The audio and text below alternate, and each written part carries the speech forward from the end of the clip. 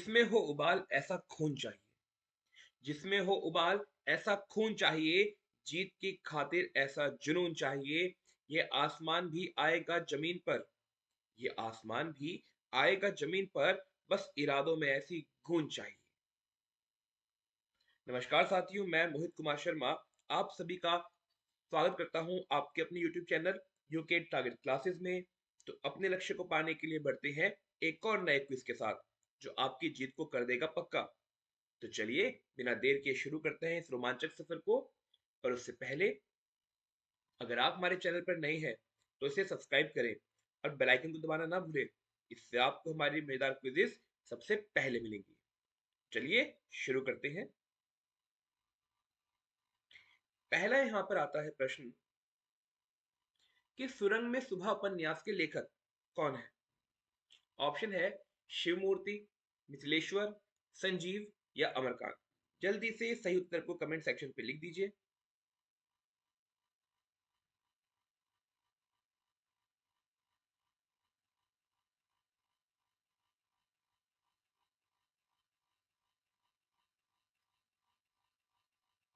चलिए देखते हैं इसका सही उत्तर क्या होगा। तो इसका सही उत्तर होगा बी, मिथिलेश्वर। अब मिथिलेश्वर कैसे होगा? भाई जो जीवन है, जीवन क्या है, एक सुरंग की तरह है, अंधेरा सुरंग है। और इसमें हर किसी को क्या चाहिए? सुबह चाहिए, एक रोशनी चाहिए। और हमेशा जीवन के अंधेरे में रोशनी कौन देता है हमें? नई सुबह लेकर कौन आता है? ईश्वर। कौन आता है? ईश्वर। तो मिथिलेश्वर। चलिए आगे बढ़ते हैं। अगला प्रश्न है कि मैला आंचल किस प्रकार का उपन्यास है। ऑप्शन आपके सामने है, राजनीतिक, आदर्शवादी, आंचलिक, ऐतिहासिक। जो भी सही उत्तर आपको लगता है उसे कमेंट सेक्शन पे लिख दीजिए।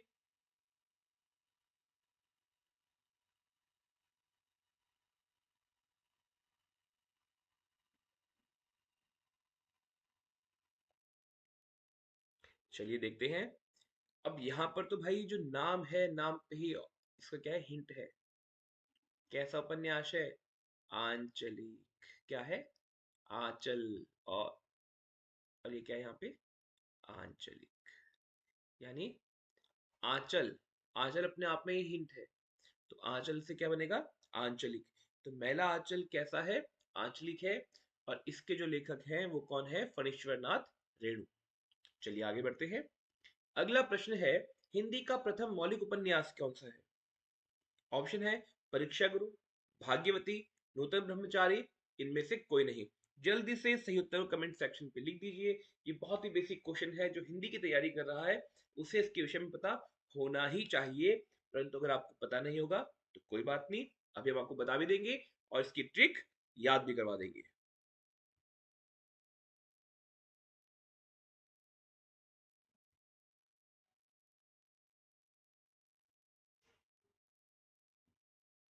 चलिए, तो इसका सही उत्तर क्या होगा देखते हैं।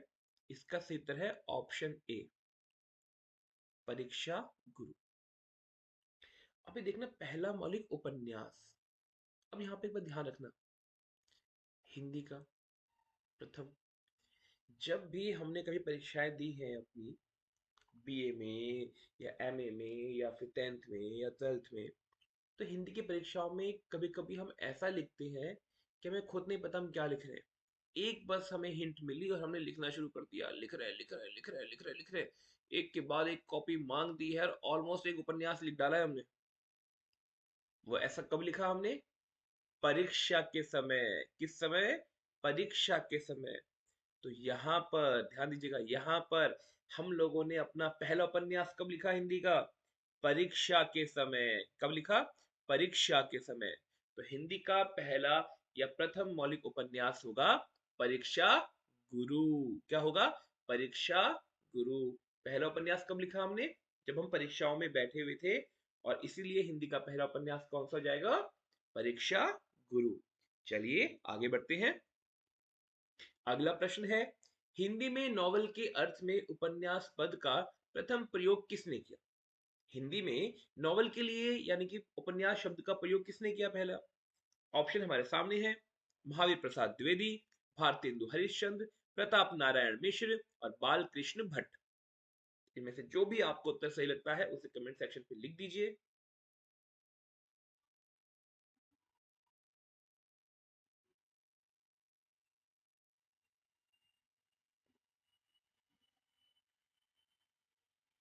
चलिए देखते हैं, इसका सही उत्तर होगा ऑप्शन बी। अब देखिए भैया, उपन्यास शब्द जो है ये किस भाषा का है? हिंदी भाषा का। और हिंदी भाषा कहाँ बोली जाती है? कहाँ बोलते हैं? भारत में। हिंदी भाषा को कहाँ बोला जाता है? भारत में। तो पहले बार नोवेल को, जो नोवेल है, इस शब्द को उपन्यास नाम कहाँ दिया? भारत में दिया। और किसने दिया? भारतेंदु ने। किसने? भारतेंदु ने। भारतेंदु के नाम में ही भारत लिखा हुआ है। ठीक है, चलिए आगे बढ़ते हैं। अगला प्रश्न है, आधुनिक काल के कवियों के कौन कवि अवधि में रचना करते थे? आधुनिक काल के है ये। ऑप्शन देखिएगा, फणीश्वर नाथ रेणु, नागार्जुन, त्रिलोचन शास्त्री, बाबूराम सक्सेना। जो भी आपको सही उत्तर लगता है कमेंट सेक्शन पे उसे लिख दीजिए।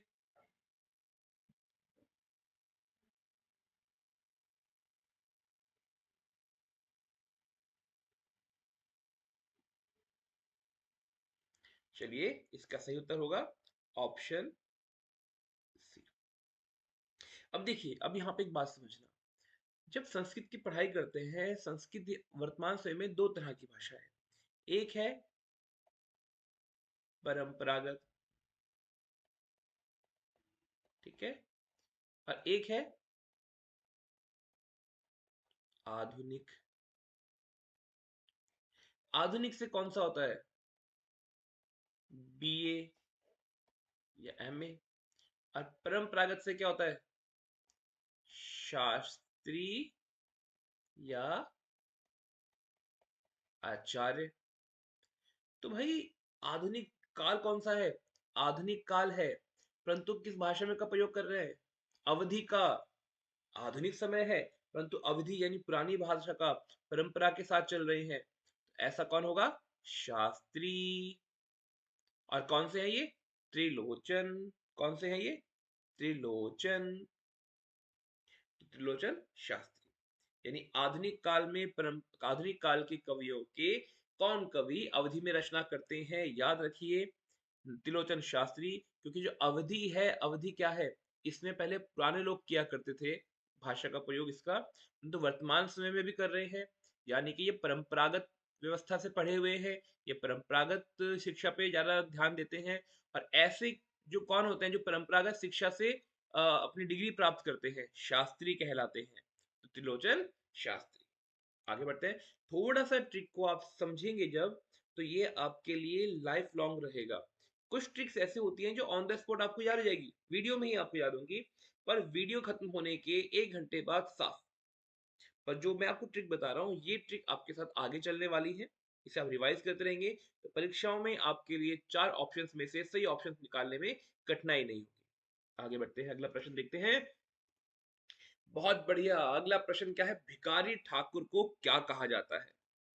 ऑप्शन है आपके सामने, भोजपुरी का खुसरो, भोजपुरी का प्रेमचंद, भोजपुरी का भारतेंदु, या भोजपुरी का तुलसी।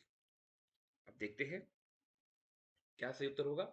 आप जल्दी से कमेंट सेक्शन पे लिख दीजिए और फिर मैं आपको बताता हूं इसका सही उत्तर।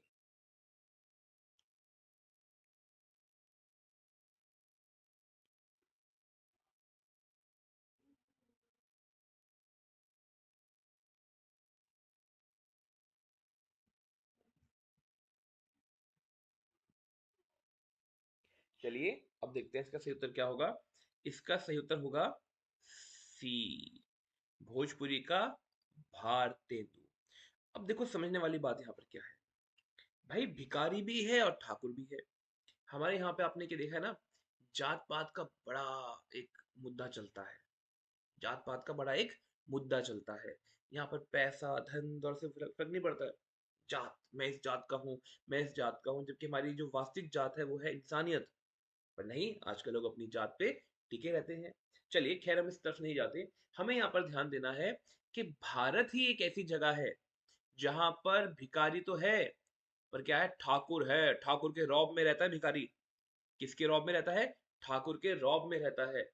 तो एक भिखारी है जो ठाकुर के रौब में रहता है। और ऐसी विचित्र घटना कहाँ घट सकती है? सिर्फ भारत में। और भारत से यहाँ पे क्या लिखेगा आपका? भारतेंदु। तो भोजपुरी का भारतेंदु इनको कहा गया है। आगे बढ़ते हैं। अगला प्रश्न है, अवधि का विकास नामक शोध ग्रंथ के रचनाकार कौन है? ऑप्शन आपके सामने है। बाबू श्याम सुंदर दास, बाबू गुलाब राय, आचार्य रामचंद्र शुक्ल और बाबू राम सक्सेना। जो भी आपको सही उत्तर लगता है उसे जल्दी से कमेंट सेक्शन पे लिख दीजिए और हम फिर आगे बढ़ेंगे ट्रिक के साथ।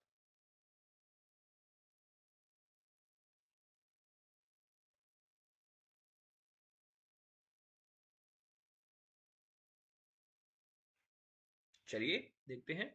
इसका सही उत्तर होगा, क्या होगा सही उत्तर? डी। अब डी कैसे हुआ, इसे देखते हैं।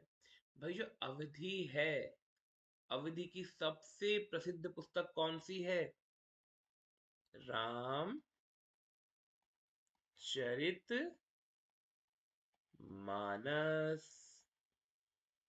और रामचरित मानस अवधि में लिखी गई है। और यहां पर हमें क्या मिलता है साथ में इसके?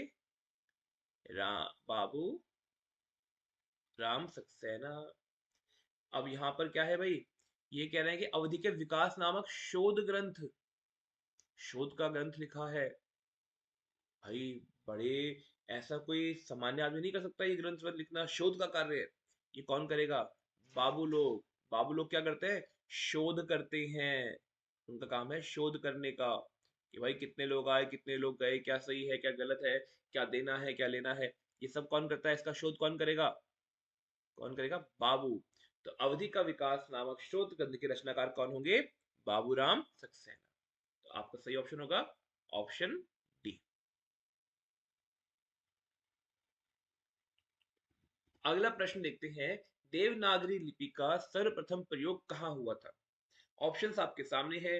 अपभ्रंश साहित्य में, जयभट्ट, पाणिनिकृत अष्टदय में, या अमीर खुसरो की पुस्तक में। जल्दी से सही उत्तर को कमेंट सेक्शन पे लिख दीजिए।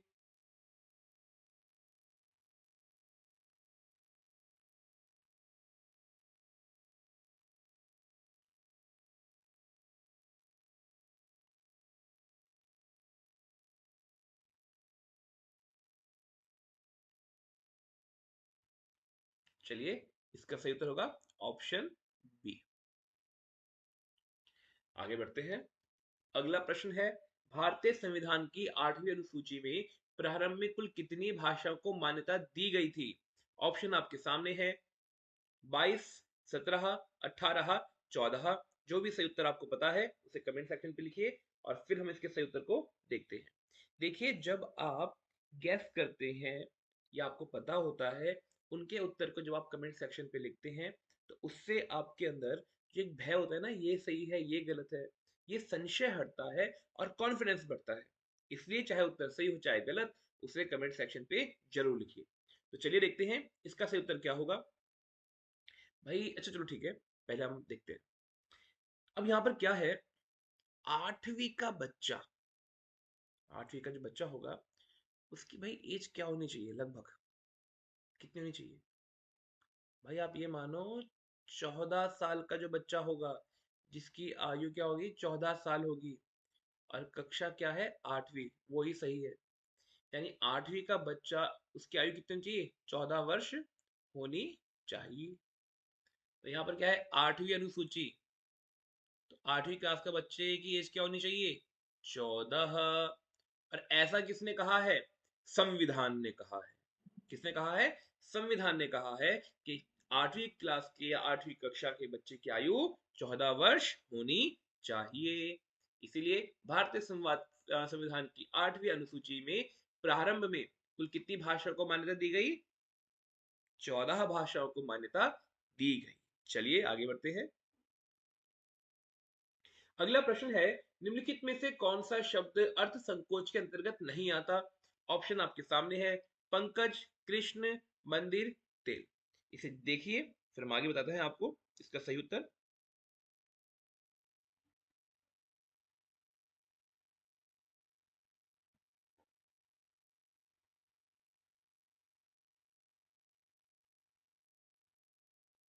चलिए, इसका सही उत्तर पहले हम देखते हैं कि अर्थ संकोच क्या होता है। आप सबके मन में अर्थ संकोच निकल के आए ना कि अर्थ संकोच क्या है।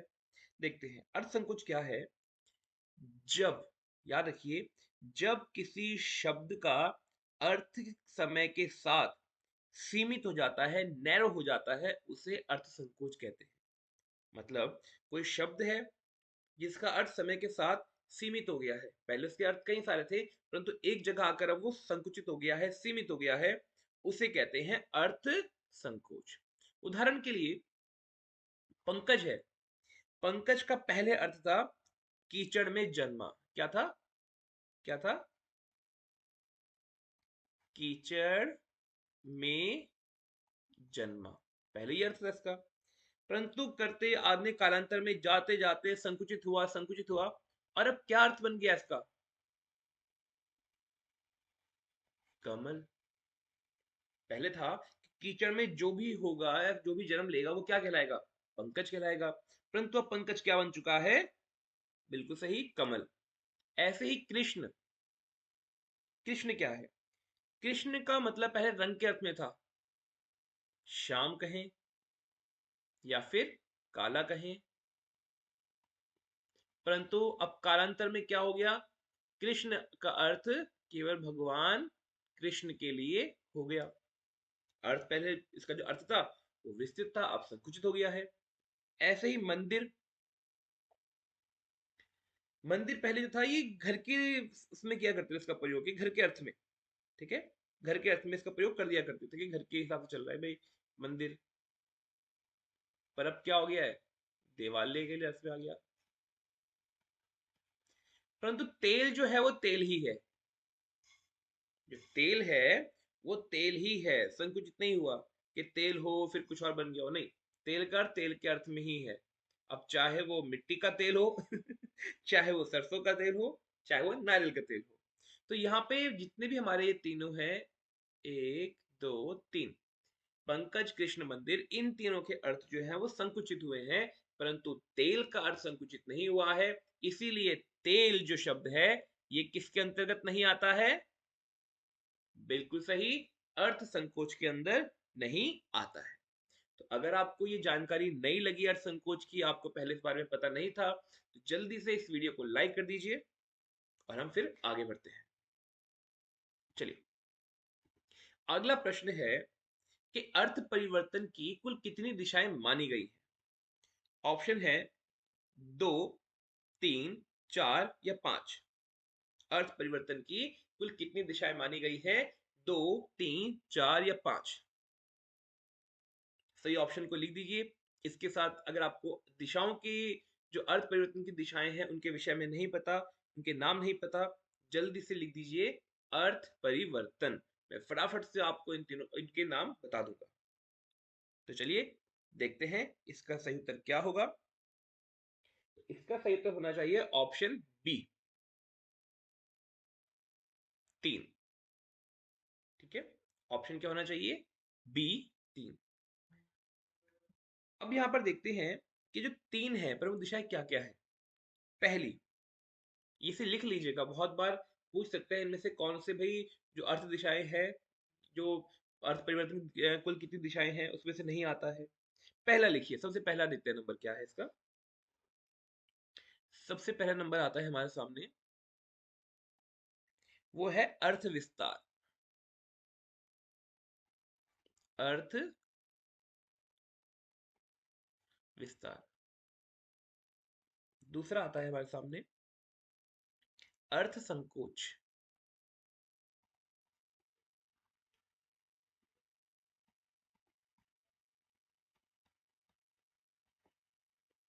तीसरा आता है हमारे सामने अर्थ परिवर्तन।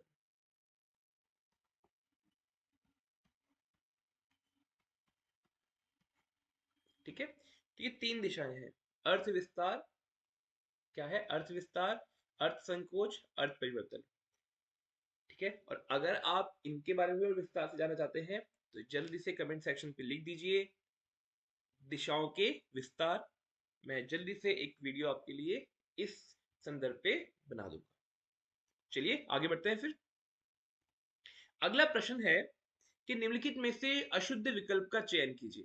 अशुद्ध जो होगा, ए है मोहन शाम को खत लिखता है, मिश्र वाक्य है। बी बूंद रेत में गिरी और विलीन हो गई, संयुक्त वाक्य है।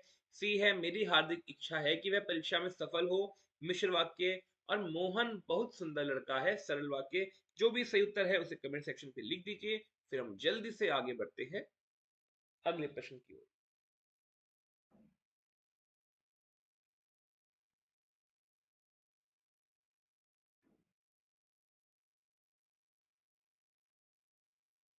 चलिए इसका सही उत्तर देखते हैं। तो इसका सही उत्तर है ऑप्शन बी। ठीक है, ये क्या है इसका सही उत्तर है। आगे बढ़ते हैं, अगला प्रश्न देखते हैं। उच्चारण की दृष्टि से हिंदी में कुल कितने स्वर माने गए हैं? ऑप्शन आपके सामने है, 11, 13, 10, 14। जल्दी से सही उत्तर को कमेंट सेक्शन पे लिख दीजिए।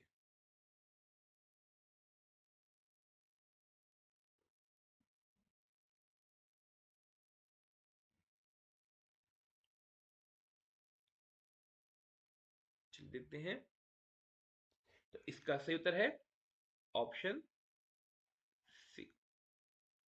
आगे बढ़ते हैं, अगला प्रश्न है, निम्नलिखित में से किस विद्वान ने गोदान को कृषक संस्कृति का शोक गीत न मानकर करुण का महाकाव्य माना है?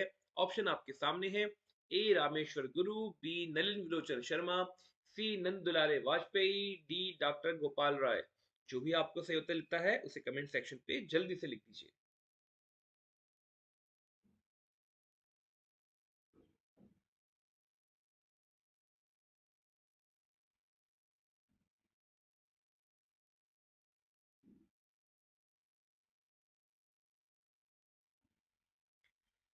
चलिए देखते हैं इसका सही उत्तर क्या होगा। अब देखते हैं भाई, इसका सही उत्तर होगा नलिन विलोचन शर्मा।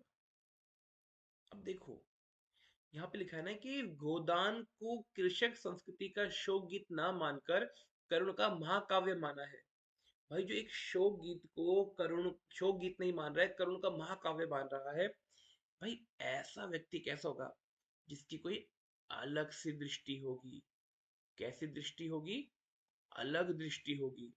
और दृष्टि के लिए हम एक शब्द का प्रयोग करते हैं, लोचन। उसकी आंखें अलग सी होंगी। कैसी होंगी? इसकी दृष्टि अलग होगी, उसकी आंखें भी अलग होंगी।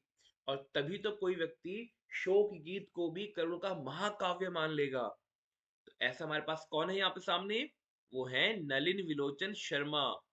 क्योंकि इनके पास क्या है, नलिन जी के पास एक अलग दृष्टि है, जो दुनिया से अलग किसी भी चीज का अर्थ निकालती है या उसके छुपे हुए रहस्य को जान लेती है। तो इसीलिए गोदान को कृषक संस्कृति का शोक गीत ना मानकर करुण का महाकाव्य माना है। किसने? नलिन विलोचन शर्मा ने। तो चलिए आगे बढ़ते हैं। अगला प्रश्न है, अमीर खुसरो को महाकाव्य या कवियों में राजकुमार की संज्ञा किसने दी? ऑप्शन आपके सामने है, ईश्वरी प्रसाद, डॉक्टर राम कुमार वर्मा, मिश्र बंधु और मियासी। जो भी आपको सही उत्तर लगता है उसे कमेंट सेक्शन पे लिख दीजिए।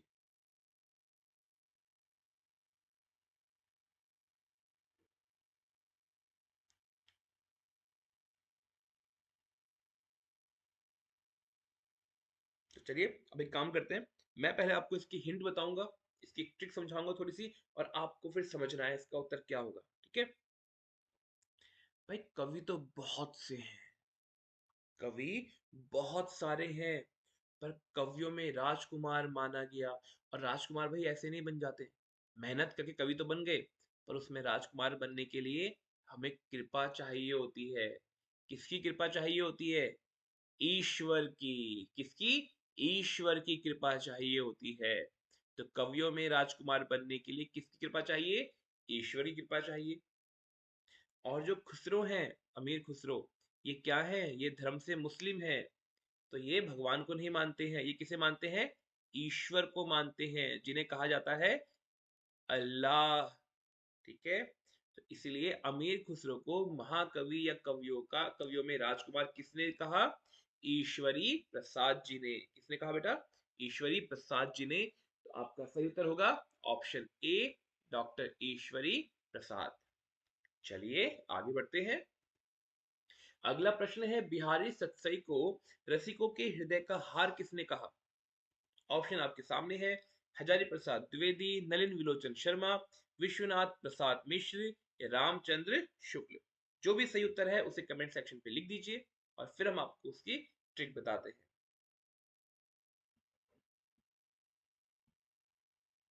इसके साथ ही आपको बताते हैं कि साहित्य की दुनिया को और गहराई से समझने के लिए हमारी नई वीडियो की श्रृंखला देखना ना भूलिएगा। इसमें करीब आपको 350 कवियों और लेखकों से जुड़े चुनिंदा चुनिंदा प्रश्न जो है मिलेंगे पढ़ने के लिए, समझने के लिए, जो सिर्फ उन पर ही आधारित होंगे। हर टॉपिक पर डेडिकेटेड अलग वीडियो बनी होगी। ऐसा नहीं मिक्सअप कर दिया हमने सभी कवियों को, आधुनिक काल और भक्ति काल नहीं। हर एक कवि को अलग से हमने बात करी है, उनके विषय में समझाया है, या फिर कहें एमसीक्यूज के माध्यम से आपको बताया है। पूरी प्लेलिस्ट आपको वीडियो के अंत में मिलेगी, तो उसे जरूर देखिएगा। और अगर आप चैनल पे नए हैं तो इसे सब्सक्राइब भी जरूर करें और बेल आइकन को दबाना ना भूलिएगा। तो चलिए देखते हैं, इसका सही उत्तर होगा ऑप्शन ए, हजारी प्रसाद द्विवेदी। कौन होगा? हजारी प्रसाद द्विवेदी। अब देखिए भाई, रसिकों के हृदय का हार। भाई देखो, आजकल के समय तो करोड़ों रुपए के हार है, पर थोड़े पुराने जमाने की बात कर रहे हैं, 1920-30 के आसपास। तो उस समय हार कितने का आता था? कितने का आता था? हजारों का हार आता था। कितने का आता था? हजारों का हार आता था। तो बिहारी सतसई को रसिकों के हृदय का हार किसने कह दिया? हजारी प्रसाद द्विवेदी जी ने। चलिए आगे बढ़ते हैं। अगला प्रश्न है, छायावाद ने यदि महादेवी को जन्म दिया तो महादेवी ने छायावाद को प्राण दिए। यह कथन किस विद्वान का है? ऑप्शन आपके सामने है, डॉक्टर कामिल पुलके, आचार्य विनय मोहन शर्मा, सुमित्रानंदन पंत, कृष्ण दत्त पालीवाल। जो भी आपको सही उत्तर लगता है उसे जल्दी से कमेंट सेक्शन पे लिख दीजिए।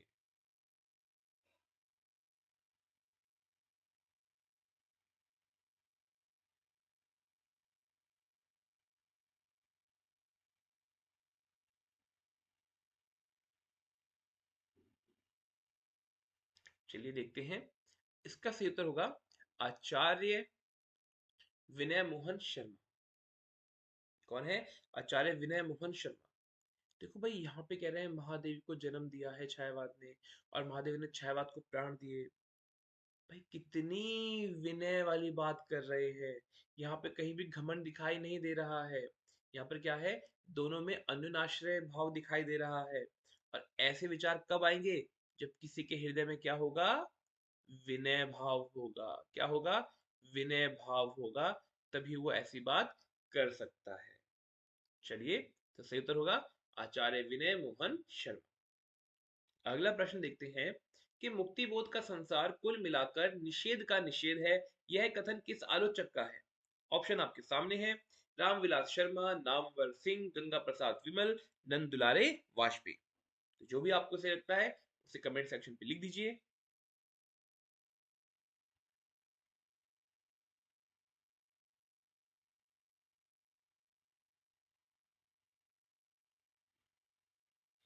चलिए इसका सही उत्तर देखते हैं। इसका सही उत्तर होगा नामवर सिंह। अब देखो, नामवर सिंह ने क्या किया कि भाई, मुक्ति बोध का संसार कुल मिलाकर निषेध के निषेध है। भाई निषेध का निषेध, बार बार निषेध का निषेध प्रयोग कर रहे हैं, क्योंकि वो अपने नाम को अमर करना चाहते हैं लिख के, कि देखो मैंने कितनी गहरी बात करी है, निषेध का भी निषेध है, कितनी डीप बात में कह गया। और इस बात को कहने से क्या होगा? मेरा नाम बनेगा। तो नामवर सिंह। और फिर क्या होगा? जब मैं इस दुनिया से, मेरी मुक्ति हो जाएगी, तब भी क्या में रहेगा इस दुनिया में? मेरा नाम रहेगा। तो मुक्ति बोध का संसार कुल मिलाकर निषेध का निषेध है। यह कथन किस आलोचक का है? नामवर सिंह का। चलिए आगे बढ़ते हैं। अगला प्रश्न है, बिहारी ने आचार्य कर्म से दूर रहकर जो सत्सई रची, उसमें नीतियां स्वतः सिद्ध होती चली गई। यह कथन किसका है? ऑप्शन आपके सामने है, हजारी प्रसाद द्विवेदी, नलिन विलोचन शर्मा, विश्वनाथ प्रसाद मिश्र, पद्म सिंह शर्मा। जो भी आपको सही उत्तर लगता है उसे जल्दी से कमेंट सेक्शन पे लिख दीजिए।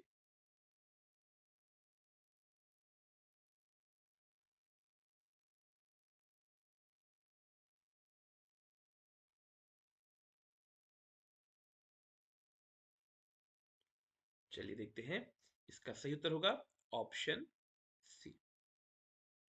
अब देखिए भाई, बिहारी जी ने आचार्य कर्म से दूर रहकर जो सत्सय रची, उसमें नीतियां स्वतः सिद्ध हो गई, स्वतः सिद्ध।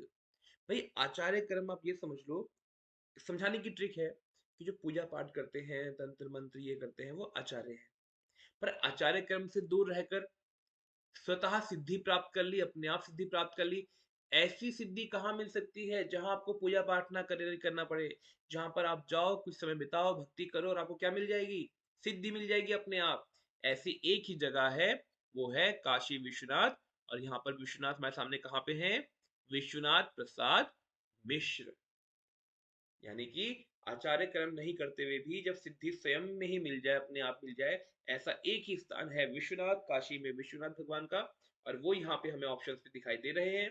तो बिना देर किए विश्वनाथ प्रसाद जी को याद कर लीजिए। चलिए अगला प्रश्न देखते हैं।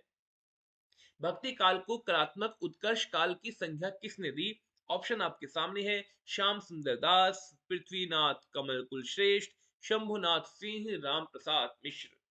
जो भी सही उत्तर आपको लगता है उसे जल्दी से कमेंट सेक्शन पे लिख दीजिए।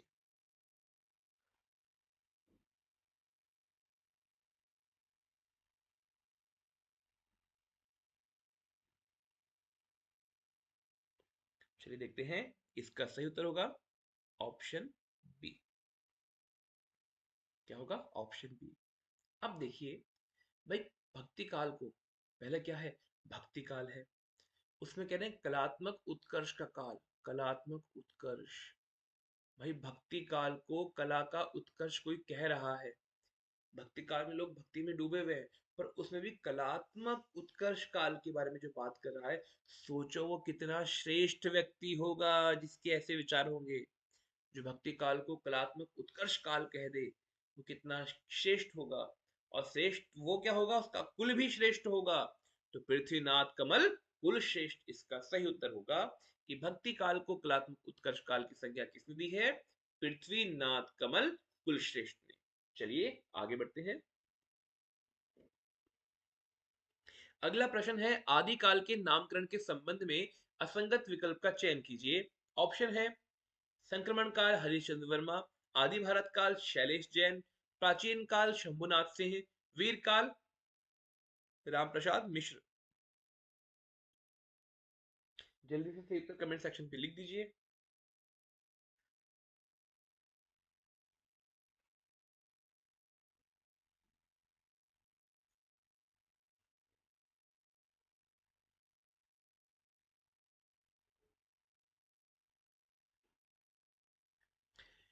चलिए इसका सही उत्तर होगा ऑप्शन डी। अब याद करने का तरीका, भाई संक्रमण, अभी एक बीमारी फैली थी, कौन सी बीमारी थी वो? कोरोना। क्या थी? कोरोना। अब कोरोना में सरकार एक ही बात कह रही थी, भाई सच बताओ बुखार हो रहा है, सच बताओ खांसी है, कहीं संक्रमण ना हो जाए। और इसलिए सरकार चाहती थी कि सब क्या बन जाए? हरिश्चंद्र बन जाए। और संक्रमण काल में सही कहें, सच कहें, तो संक्रमण काल किसने कहा? हरिश्चंद्र वर्मा ने। आगे आते हैं। आदिकाल, माफ करना, आदि भारत काल, ये कहा शैलेश जैन ने। क्योंकि जो भारत है, भारत के बारे में कहा जाता है कि भारत की शुरुआत जो है वो कैलाश या पहाड़ या हिमालय से हुई है। हिमालय से इसकी शुरुआत को मानते हैं। अगर हम बात करें भारत की, जब भारत के नक्शे को देखते हैं तो हमें कन्याकुमारी ऊपर नहीं मिलता है ना? हमें क्या मिलता है? हमें जम्मू कश्मीर मिलता है, हमारे हिमालय का हिस्सा ऊपर मिलता है। तो भारत की शुरुआत कहाँ से होती है? भारत का आदि कहाँ से होता है? शैल से। किससे? शैल से। तो शैलेश जैन ने कहा है आदि भारत काल। अगला है प्राचीन काल। प्राचीन काल किसने कहा है? शंभुनाथ सिंह ने। याद रखिए, कहा जाता है कि दुनिया का सबसे प्राचीन शहर कौन सा है? का काशी। और काशी में कौन है? विश्वनाथ शंभु। काशी विश्वनाथ शंभु। तो प्राचीन काल किसने कहा? शंभुनाथ सिंह ने। और अब आपके लिए ये प्रश्न है कि आप बताएंगे कि वीर काल किसने कहा और राम प्रसाद मिश्र ने कौन सा काल कहा। ये आपका होमवर्क है। इसे आप वीडियो खत्म होने के बाद, अगर आपको पहले पता है, पहले कमेंट सेक्शन पे लिखिए। और अगर आपको नहीं पता है तो सर्च कीजिए और सही उत्तर कमेंट सेक्शन पे जरूर लिखिए। मैं इसे चेक करूंगा आप में से कितने व्यूअर्स ने सही उत्तर दिया है, कितने व्यूअर्स हमारे साथ रहे हैं जो वास्तविक रूप से तैयारी कर रहे हैं, पढ़ रहे हैं। चलिए आगे बढ़ते हैं। अगला प्रश्न है, एफ एस गाउस ने हिंदी के किस कवि को हिंदी काव्य का जनक माना है? ऑप्शन आपके सामने है, चंद्र बरदाई, सरहपा, अमीर खुसरो, तुलसीदास। तो जो भी सही उत्तर है कमेंट सेक्शन पे लिख दीजिएगा। याद रखिए इस प्रश्न में जो आप सोच रहे हैं वो सही उत्तर नहीं होगा, तो कंफ्यूज मत होइएगा।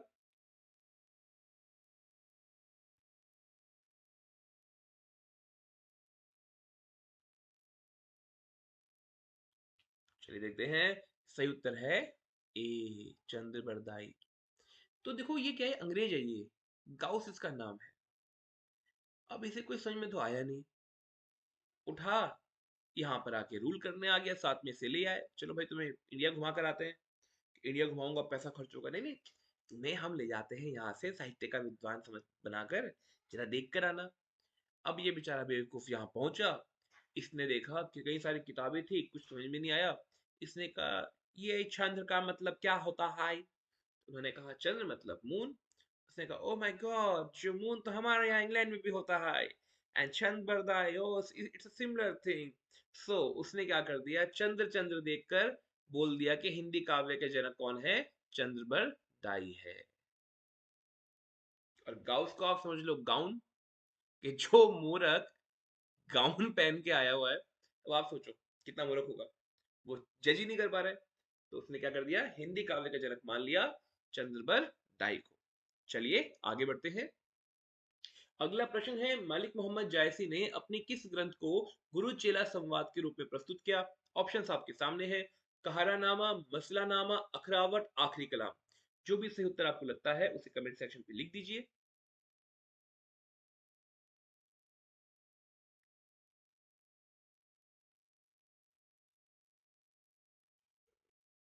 तो चलिए, इसका सही उत्तर होगा ऑप्शन सी। अब देखो जो गुरु है, गुरु की एक खासियत है, उसे चेले की हर गलती क्या होती है, अखरती है। तो इसीलिए उन्होंने क्या किया, उन्हें चेले की गलतियां दिखती रही, अखरती रही, तो उन्होंने इसका नाम रख दिया अखरावट। गलतियां दिखती रही चेले की, अरे चेले तुमने ये गलती करी, ये गलती करी, ये गलती करी, तो अखर रहा है, चेले की गलतियां उनकी आंख में अखर रही हैं, क्या बन गया, अखरावट। चलिए आगे बढ़ते हैं। अगला प्रश्न है कि रामचंद्र शुक्ल जी ने किस प्रेमाशय काव्य धारा के कवि को बहुभाषाविद कहा है? ऑप्शंस आपके सामने हैं, मलिक मोहम्मद जायसी, कुतुबन, नूर मोहम्मद और उस्मान। जो भी सही उत्तर है उसे कमेंट सेक्शन में जरूर लिखिएगा।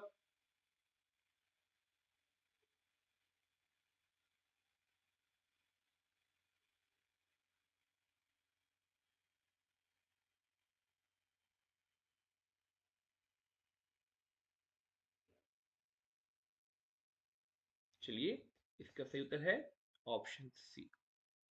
अब देखिए, जिसे बहुत सारी भाषाएं आती होंगी वो कितना बड़ा विद्वान होगा, क्या होगा, वो विद्वान होगा। और जो विद्वान होगा उसके चेहरे पे क्या होगा, ग्लो होगा, और ग्लो को हम क्या बोलते हैं, नूर।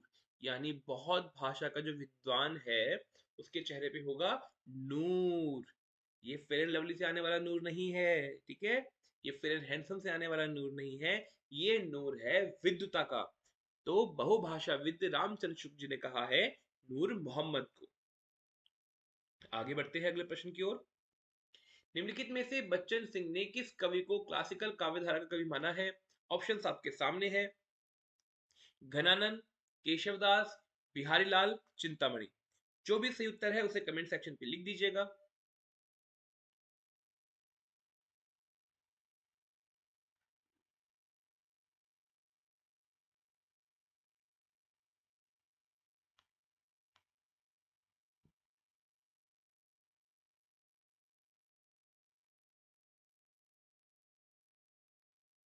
चलिए, इसका सही उत्तर देते हैं। इसका सही उत्तर है ऑप्शन सी, बिहारी लाल। अब बच्चन के नाम से किसका आपको ध्यान आता है? अमिताभ बच्चन। और अमिताभ बच्चन ने कई सारे रोल किए हैं, पर एक रोल है जिसने इनको सबसे ज्यादा हिट बना दिया, या कहो एक मूवी है जिससे ये बहुत चमके, शोले से अलग, जिसका डायलॉग है डॉन को पकड़ना मुश्किल ही नहीं नामुमकिन है। बिल्कुल सही, मूवी का नाम है डॉन। तो डॉन में जो इनका सेकंड कैरेक्टर था, वो क्या बना था? बिहारी बना हुआ था। बिहारी गाना भी है ना, कहीं के पान बनारस वाला, तो वो बिहारी बना हुआ था। तो बच्चन सिंह ने किस कवि को क्लासिकल काव्यधारक कवि माना है? बिहारी, बिहारी को माना है। चलिए आगे बढ़ते हैं। अगला प्रश्न है कि भाषा पर जैसा अचूक अधिकार इनका था, वैसा और किसी कवि का नहीं। रामचंद्र शुक्ल जी ने किस कवि की भाषा के संदर्भ में यह कथन कहा है? ऑप्शन आपके सामने है। सूरदास, तुलसीदास, घनानंद, केशवदास। जो भी आपको सही उत्तर लगता है उसे कमेंट सेक्शन में लिख दीजिए।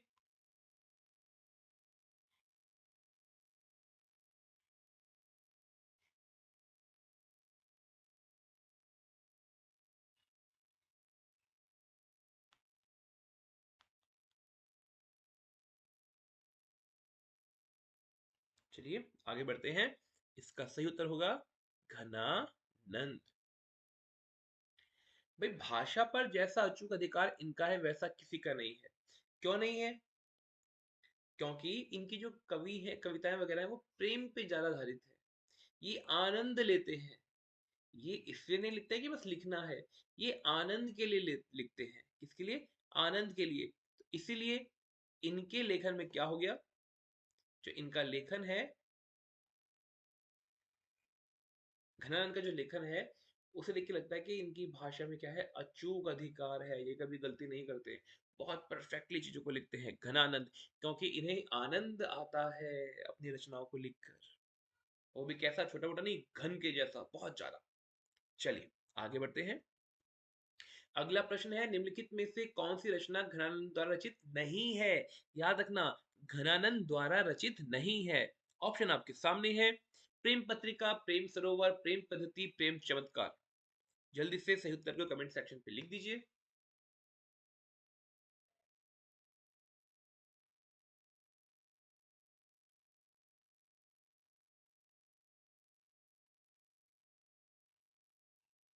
चलिए देखते हैं। इसका सही उत्तर है प्रेम चमत्कार। अच्छा, जो घनानंद है, इनकी एक बात याद रखना, ये प्रेमी है, बहुत अच्छे प्रेमी किस्म के व्यक्ति हैं ये घनानंद। कैसे? प्रेमी, प्रेम पे लिखा है उन्होंने। तो पत्रिका कह रहा है कि सामान्य पत्रिका तो सब लिख रहे हैं, मैं प्रेम पत्रिका लिखूंगा। सामान्य सरोवर में तो हर कोई जाता है, मैं प्रेम सरोवर में जाऊंगा। और सामान्य पद्धतियां तो हर किसी ने लिखी है, मैं प्रेम की पद्धति लिखूंगा। तो घनानंद की की सारी क्या है, रचनाएं हैं। और जो नहीं है वो है प्रेम चमत्कार। आगे बढ़ते हैं। अगला प्रश्न है, दादा भाई नौरोजी पर हर्ष शोभपूर्ण कविताएं किस कवि ने लिखी? ऑप्शन आपके सामने है। प्रताप नारायण मिश्र, अंबिका दत्त व्यास, बद्री नारायण चौधरी प्रेमघन, ठाकुर जगमोहन सिंह। जो भी सही उत्तर आपको लगता है कमेंट सेक्शन पे लिख दीजिए। और आप में से जो भी हमारे साथ नए व्यूअर्स जुड़े हैं, वो हमारे चैनल को सब्सक्राइब करें, बेल आइकन को दबाना ना भूलें।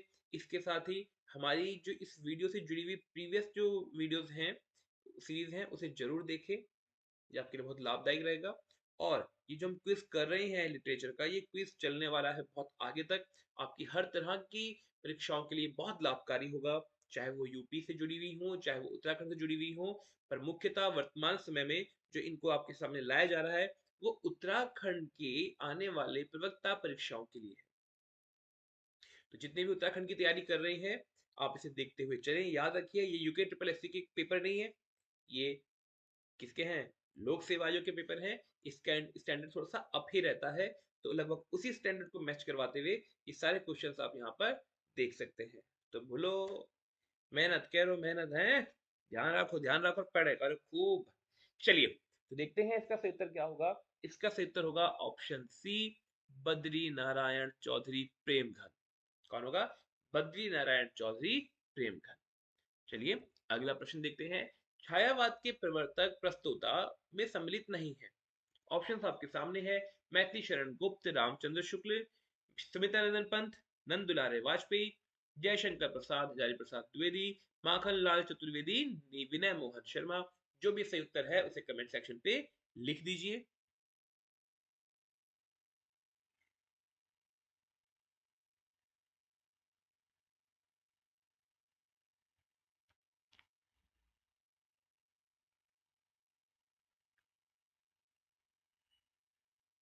चलिए देखते हैं, इसका सही उत्तर होगा ऑप्शन सी।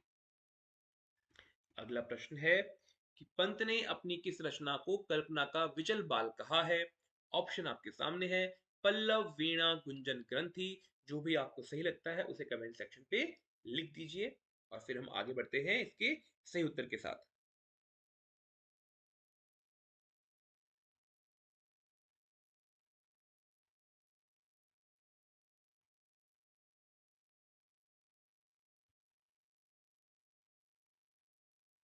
चलिए, इसका सही उत्तर है ऑप्शन ए। अभी कैसे हुआ याद करने का तरीका।